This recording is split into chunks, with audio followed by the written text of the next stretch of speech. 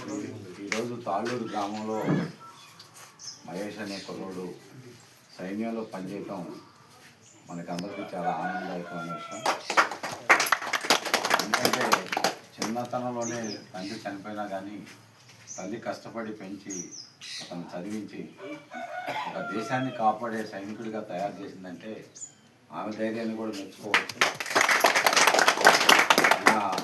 సామాన్యంగా మన జనం సైన్యంలో పోవడం అంటే భయపడుతుంటారు, ఎక్కడ ఏం జరుగుతాయో, ఎక్కడే ప్రమాదాలు జరుగుతాయని. అయినా ఈ దేశాన్ని కాపాడటానికి తన వంతు సహాయ సహకారాలు అందిస్తారని మహేష్ ఉన్నత స్థానానికి ఎదిగి ఒక రేంజ్కి రావాలని కోరుకుంటూ సెలవు ఇస్తున్నాను. అందరికీ నమస్కారం.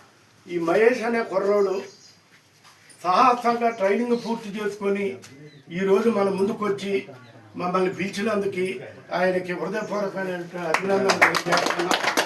అట్లనే చిన్నప్పుడు తండ్రి చచ్చిపోయినా కూడా ఆ తల్లి సహకారంతో ఇవాళ మండలానికి కాదు, ఒక విధంగా మన జిల్లాలోనే తాళ్ళూరు వెంకటాపురం పేరు మోగుతుందంటే ఈ మహేష్ వల్లే పేరు మోగుతుంది.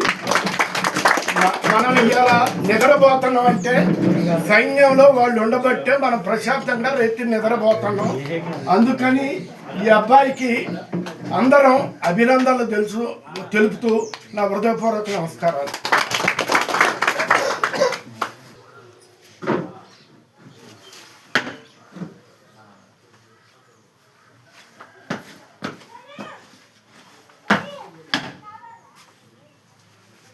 క్యాబ్ పెట్టినాను.